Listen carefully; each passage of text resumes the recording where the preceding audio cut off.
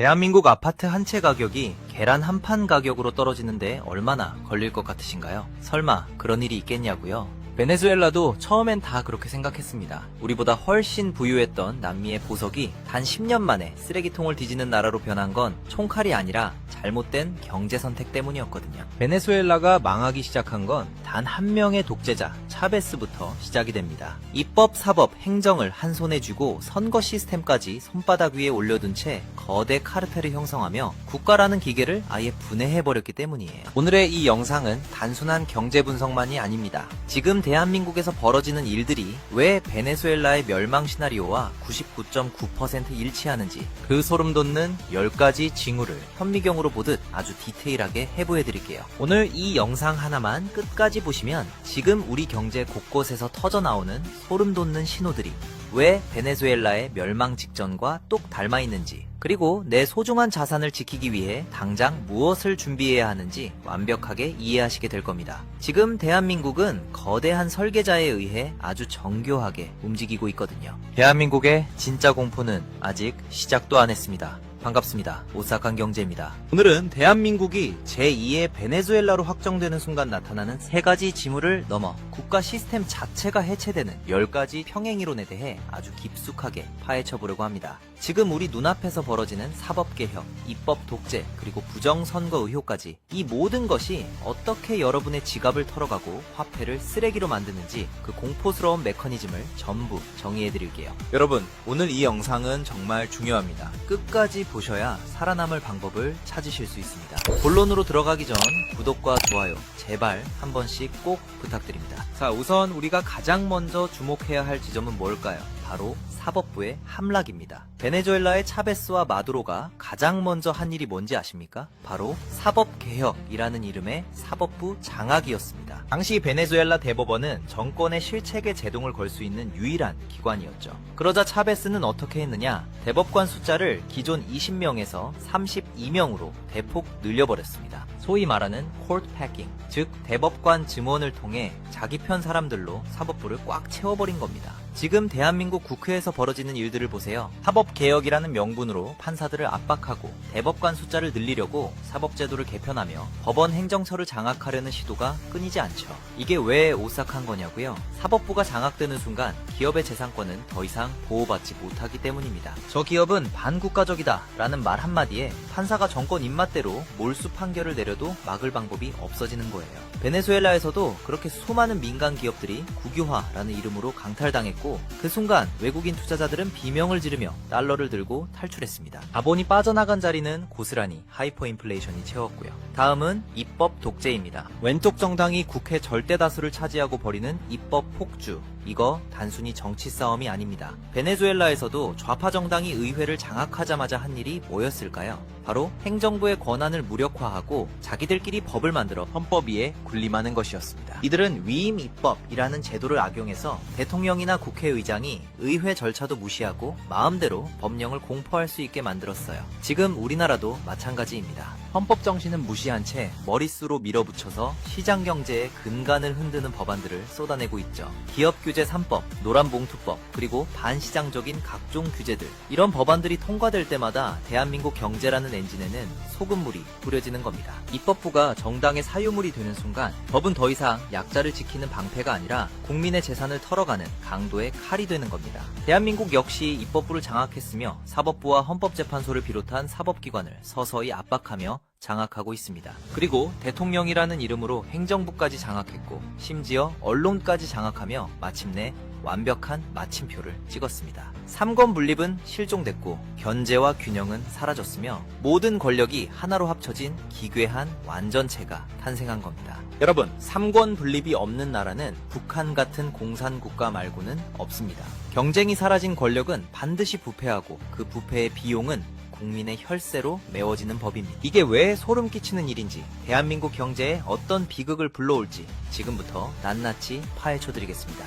자, 먼저 많은 분들이 착각하고 계시는 주가지수의 미스터리를 풀어드릴게요. 베네수엘라 경제가 폭망하던 시절, 놀랍게도 카라카스 증권거래소의 주가지수는 세계에서 가장 높은 상승률을 기록했습니다. 1년에 수천 %씩 올랐어요. 아니, 경제가 망하는데 주가가 왜 올라? 라고 생각하시겠죠? 그게 바로 화폐가치 하락의 역설입니다. 화폐가치가 휴지 조각이 되니까 사람들이 현금을 들고 있으면 손해라는 생각에 주식이든 뭐든 실물 자산으로 미친 듯이 돈을 몰아넣은 거예요. 우리나라도 천천히 베네수엘라급 급행열차를 타고 있습니다. 환율이 상승하며 코리아 디스카운트니 뭐니 난리난 상황임에도 우리나라 증시는 코스피 4,500선을 뚫으며 사상 최고가를 연일 달성하는 큰 상승폭을 보이고 있습니다. 코스피를 견인한 건 삼성과 SK 하이닉스지만 2026년 6월 지방선거를 앞두고 특정 정치인과 엮인 이른바 포퓰리즘 테마주들이 실적과 상관없이 연일 상한가를 치고 있습니다. 이건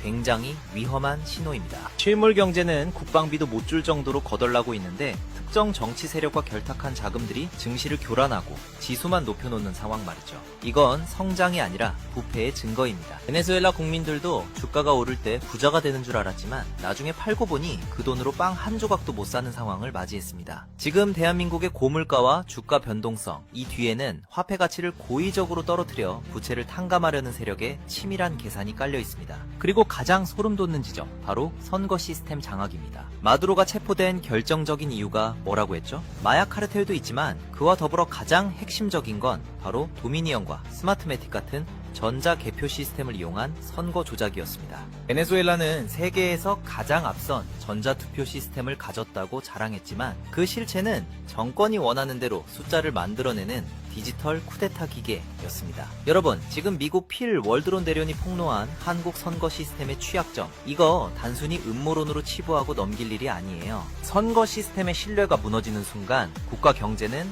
사형 선고를 받는 거나 다름없습니다. 왜일까요? 정치인들이 더 이상 국민의 눈치를 볼 필요가 없어지기 때문입니다. 선거의 승패가 투표함 속 민심에 있는 게 아니라 중앙선관위 서버의 보안 구멍에 달려있다면 그들이 굳이 국민들 눈치 보며 경제를 살리고 민생을 돌볼 이유가 있을까요? 그냥 돈 뿌려서 환심 사고 시스템 뒤에 숨으면 그만인 거죠. 결국 부정선거 의혹은 경제 파탄의 가속 페달인 셈입니다. 현재 전 세계적으로 선거 시스템에 대한 결함의 흔적들이 다수 발견되고 있지만 유독 대한민국에선 이를 음모론이라는 프레임에 가둡니다. 언론의 가스라이팅 때문일까요? 하지만 팩트를 보십시오. 우리나라 17개 시, 도, 선관위원장이 누구입니까? 모두 현직 대법관과 지법원장들이에요. 감시해야 할 주체와 심판해야 할 주체가 같은 기이한 구조인 거죠. 누군가 의혹을 제기해도 자신들이 관리하는 시스템이니 자신들이 판단합니다. 내가 훔쳐도 내가 무죄라고 하면 그만인 구조적 결함, 이게 정말 정상일까요? 조금의 의혹이 생겨도 밝혀야 하는 게 대한민국 자유민주주의 국가 시스템입니다. 북한에게 8번의 해킹을 당하고도 국정원의 보안 점검을 거부한 선관위입니다. 이것을 어떻게 이해해야 할까요? 선거 시스템에 대한 의혹이 투명하게 완벽히 해소되지 않는 한 대한민국 경제의 근간인 신뢰 회복은 불가능해 가깝습니다. 사법부 장악과 입법 독재, 그리고 주가 급등의 역설과 부정선거 의혹까지 베네수엘라의 멸망 공식과 우리나라가 너무 비슷해서 소름 돋지 않으신가요? 하지만 진짜 무서운 건 이렇게 장악된 국가 기계가 본격적으로 여러분의 지갑을 도륙하기 시작하는 단계입니다. 베네수엘라가 망할 때 사람들이 가장 이해하지 못했던 게 뭔지 아세요? 나라가 이렇게 개판인데 왜 정권은 저렇게 당당할까?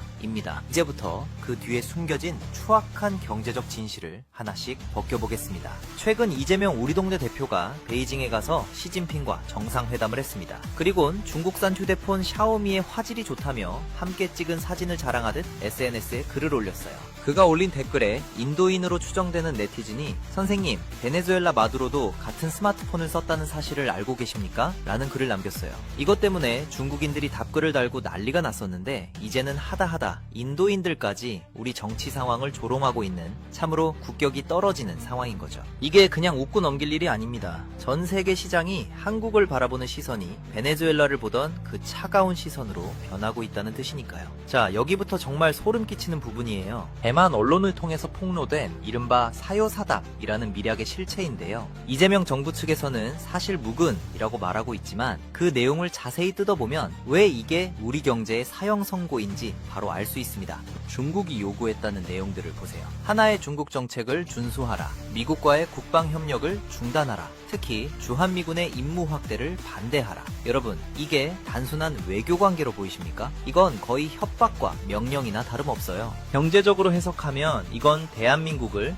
미국의 경제 블록에서 스스로 걸어나가게 만드는 자살 행위입니다. 생각해보세요. 우리 먹거리의 20% 이상을 차지하는 반도체, 이거 우리의 기술로만 만들 수 있을까요? 천만의 말씀입니다. 미국과 네덜란드의 핵심 장비 없이는 삼성전자나 하이닉스 공장은 하루아침에 고철 덩어리가 됩니다. 그런데 우리가 중국 편에 서서 미국의 안보 전략을 방해한다? 그럼 미국은 즉각적으로 반도체 장비 수출 금지라는 칼을 뽑아들 겁니다. 그 순간 우리 주식시장의 기둥인 반도체 기업들은 상장 폐지 수준의 타격을 입게 되고, 이건 곧바로 여러분의 연금과 펀드, 그리고 우리 아이들의 일자리가 증발한다는 소리예요. 중국이 제시한 조건을 따르면 그 대가로 뭘 약속했는지 아시나요? 한국 가수들 공연을 허락해주고 관광객들을 보내주겠답니다. 정말 어처구니가 없지 않습니까? 국가의 심장인 반도체와 한미동맹의 가치를 아이돌 콘서트 티켓 몇 장이랑 맞바꾸겠다는 거예요. 이건 마치 우리 집 대들보를 뽑아주고 옆집 사람이 던져주는 사탕 몇 알에 기뻐하는 꼴입니다. 이게 바로 베네수엘라가 멸망의 길로 들어섰을 때 했던 전형적인 실수예요. 여기서 우리가 주목해야 할 지점이 하나 더 있습니다. 바로 서해바다의 주권 포기 논란이에요. 이재명 우리 동네 대표가 시진핑을 만나서 서해를 평화와 공영의 바다로 만들자고 했죠. 중국의 불법 구조물에 대해서 건설적인 협의를 하겠다고요. 여러분, 이건 외교가 아니라 우리 영해를 사실상 공동 관리라는 명목하에 내어주겠다는 항복 선언입니다. 우리가 독도 수호에는 그토록 목소리를 높이면서 왜 중국이 우리 서해 앞마당에 말뚝을 박고 야금야금 영토를 넓히는 데는 입을 닫고 있는 겁니까? 여당도 언론도 이 고요할 정도의 침묵은 도대체 무엇을 의미하는 걸까요? 경제적으로 보면 서해는 대한민국 물류의 핵심 동맥입니다. 이곳에 중국의 간섭이 시작되는 순간 우리 물류 비용은 폭등하고 서해안 공단들은 서서히 고사하게 될 겁니다. 주권이 무너진 경제는 모래 위에 쌓은 성일 뿐이니까요. 안보가 무너진 여러분의 비즈니스도 자산도 한순간에 신기루처럼 사라질 수 있다는 걸 잊으시면 안 됩니다. 이건 단순히 외교적 자존심 문제가 절대 아닙니다. 베네수엘라의 마두로를 보세요. 미국과 척을 지고 나서 가장 먼저 달려간 곳이 어디입니까? 바로 중국과 러시아였습니다. 중국으로부터 수백억 달러의 차관을 빌려오면서 베네수엘라는 자국 핵심 자원인 석유의 채굴권과 운영권을 통째로 넘겨줬습니다. 지금 대한민국에서 벌어지는 일들도 판박이입니다. 미국이라는 거대한 집주인이 너네 계속 중국 편들 거야? 그럼 반도체 장비 안 줄 거야? 라고 경고하는데도 굳이 중국에 가서 셀카를 찍고 하나의 중국을 지지한다고 했어요. 이게 뭘 의미하느냐? 대한민국의 핵심 기술과 서해안의 지정학적 가치를 중국에 헐값에 넘기고 대신 정권의 안위를 보장받겠다는 경제적 노예 계약입니다. 반도체가 무너지고 서해 주권이 넘어가면 여러분이 가진 삼성전자 주식이나 서해안 인근 부동산 가치는 어떻게 될까요? 중국의 하청기지로 전락한 나라의 자산 가치는 베네수엘라처럼 영원으로 수렴하게 되는 겁니다. 이 과정에서 나타나는 가장 오싹한 경제 현상이 바로 화폐 가치 하락과 고물가입니다. 베네수엘라는 포퓰리즘 정책을 유지하기 위해 미친 듯이 돈을 찍어냈습니다. 그 결과가 어땠나요? 하이퍼 인플레이션입니다. 아침에 1,000원 하던 계란 한 판이 점심에 10,000원이 되고 저녁엔 10만원이 되는 지옥이죠. 지금 우리나라도 보세요. 물가가 잡힌다고요? 천만의 말씀입니다. 국가 부채는 이미 1,100조를 넘었고 국방비조차 연말에 미지급할 정도로 곳간이 비었습니다. 그런데도 계속해서 기본소득이니 민생지원금이니 하며 돈을 뿌리겠다고 하죠. 이건 복지가 아니라 보이지 않는 세금입니다. 화폐 가치를 떨어뜨려서 국민의 실질 자산을 빼앗아 정권의 빚을 갚는 아주 사악한 수법이에요. 여러분이 평생 모은 1억 원이 1년 뒤에 라면 한 박스 값도 안 되게 만드는 것. 그게 바로 현재 포퓰리즘 정권이 경제를 통제하는 방식입니다. 돈을 뿌려주니 처음엔 좋겠죠. 하지만 그 돈을 들고 시장에 갔을 때 살 수 있는 게 아무것도 없다는 걸 깨닫는 순간 여러분은 이미 정권의 노예가 되어 있는 겁니다. 자, 여기서 잠깐 듣고 계신 분들을 위해 여러분의 구독과 좋아요 한 번만 부탁드립니다. 대한민국이 베네수엘라의 전철을 밟지 않도록 깨어있는 시민들의 힘을 보여주세요. 여러분, 이제 조금 더 깊숙이 들여다보겠습니다. 베네수엘라는 행정, 입법, 사법부를 독재자에게 장악당했고 시위를 탄압했습니다. 베네수엘라 마두로 정권이 가장 무서워했던 게 뭘까요? 바로 굶주린 국민들의 분노입니다. 그래서 그들은 공권력을 이용해 시위를 잔인하게 진압했습니다. 그런데 단순히 최루탄을 쏘는 수준이 아니었어요. 시위 진압 과정에서 수많은 사상자가 발생할 정도로 강압적이었고 잔인한 수준이었습니다. 그리고 경제적 수단을 동원해 목줄까지 옥죄였습니다. 정부에 반대하는 시위에 참여하는 국민들은 식량 배급 카드인 조국 카드를 정지시키고 직장에서 해고하며 계좌를 동결해버렸어요. 지금 대한민국에서도 비슷한 징후가 보이지 않습니까? 특정 정당을 비판하거나 정권의 실책을 지적하면 극우라는 프레임을 씌워 내란 세력으로 몰아세우고 사법부를 동원해 입을 막으려 하죠. 특히 68명의 국회의원은 마두로를 옹호하는 성명서까지 냈어요. 정작 베네수엘라 국민들은 미국에게 감사하다며 온통 축제 분위기인데 각종 시민단체와 정치권에서는 트럼프를 규탄한다는 성명서를 내고 있습니다. 이게 왜 무섭냐고요? 그들은 이미 법보다 정권의 안위가 우선인 체제에 동조하고 있다는 뜻입니다. 행정 권력으로 경찰과 검찰을 압박하고 입법 권력으로 자기들 지키는 법을 만들고 사법 권력으로 반대파에게 유죄를 때리는 시스템. 이 삼박자가 갖춰지는 순간 여러분은 내 집 앞마당에서 시위 한번 못 해보고 재산을 몰수당할 수도 있습니다. 베네수엘라에서도 중산층들이 처음엔 설마 우리 집까지 뺏겠어? 라고 안일하게 생각했습니다. 하지만 정권은 토지개혁과 임대료 규제라는 명목으로 사유재산권을 완전히 파괴했습니다. 건물주를 악마화하고 세입자들을 선동해서 표를 얻은 뒤 결국은 건물주와 세입자 모두를 국가 배급망에 종속시켜버렸죠. 지금 우리나라에서 벌어지는 각종 부동산 규제와 반기업 정서 선동, 이거 베네수엘라에서 이미 20년 전에 써먹었던 수법입니다. 결국 이 모든 과정의 종착역은 국가의 거대 수용소를 만드는 것입니다. 선거는 마음대로 조작할 수 있고 법원은 정권 편이며 돈은 종이 조각이 되어 정부가 주는 배급 없이는 살 수 없는 나라. 이게 바로 마두로가 꿈꿨고 지금 대한민국 일부 세력이 설계하고 있는 2026년의 암울한 미래입니다. 이제부터 이 모든 징후가 하나로 합쳐져 대한민국이라는 국가 시스템이 완전히 멈춰서는 그야말로 마지막 단계를 말씀드리겠습니다. 여러분, 베네수엘라가 망할 때 가장 소름 돋았던 건 단순한 굶주림만이 아니었습니다. 좀 전에 말씀드렸다시피 국가가 법의 이름으로 국민들의 모든 사유재산을 합법적으로 강탈하기 시작했다는 게 무서운 거예요. 그 시작점이 바로 여러분이 지금 보시는 대법관 증원과 사법부 장악이었습니다. 2004년 베네수엘라의 차베스가 대법관을 20명에서 32명으로 늘렸을 때 사람들은 조금 더 합리적인 판단을 내리겠네? 라며 별 신경도 안 쓰고 안일하게 생각했죠. 하지만 결과는 어땠나요? 그 늘어난 자리를 모두 친정부 인사로 채우는 순간 베네수엘라 대법원은 행정부의 도구로 전락했습니다. 10년 동안 정권에 반대되는 판결이 단 한 건도 나오지 않았다는 게 믿겨지십니까? 지금 대한민국 국회에서 나오고 있는 대법관 26명 증원 법안, 이거 어디서 많이 본 그림 아닙니까? 이 법이 통과되는 순간 현재의 정권과 다수당은 자기 입맛에 맞는 판사들로 사법부를 도배할 겁니다. 그렇게 되면 어떤 일이 벌어지는지 아세요? 여러분들이 땀 흘려 일해서 산 아파트, 여러분이 일군 중소기업, 정권이 이건 반국가 극우 세력의 자산이다 라고 규정하면 판사는 그대로 몰수 판결을 내릴 겁니다. 법이 여러분을 보호하는 게 아니라 정권이 여러분을 털어가는 칼자루가 되는 거예요. 이게 바로 입법, 행정, 사법부가 하나로 합쳐진 독재 체제의 끝판왕이 되는 겁니다. 베네수엘라에서 사회주의 정당이 국회를 독점하자마자 국가 안보와 민생을 명분으로 기업들을 하나둘 몰수하기 시작했습니다. 세계적인 기업인 GM과 킴벌리 클라크 같은 곳들이 왜 공장을 버리고 탈출했을까요? 하루아침에 무장한 군인들이 들이닥쳐서 이제 이 공장은 정부의 것이다 라며 자물쇠를 채웠기 때문입니다. 지금 대한민국에서 벌어지는 반기업 정서 선동 그리고 입법 독재를 보세요. 국회라는 이름을 빌려 헌법 정신을 난도질하고 있습니다. 여기에 사법부까지 완전히 무력화되면 대한민국은 더 이상 자유민주주의 국가가 아니라 거대한 수용소가 되는 겁니다. 정권에 반대하는 시위를 하면 반국가 내란 행위로 몰아처벌하고 그들의 재산을 몰수해 포퓰리즘 자금으로 쓰는 악순환. 이게 바로 베네수엘라가 부국에서 거지가 된 10단계 매뉴얼입니다. 자, 여기서 우리가 절대 잊지 말아야 할 외부 변수는 있습니다. 바로 2026년 트럼프 정부의 행보입니다. 트럼프는 이미 예고했습니다. FAFO, Fuck Around Find Out의 줄임말로 미국에게 선을 넘는 적들에게는 경제적 사형 선고를 내리겠다고요. 만약 대한민국이 지금처럼 친중 행보를 보이고 부정선거 의혹조차 투명하게 밝혀내지 못한다면 미국은 우리를 레드팀으로 확정지을 가능성이 매우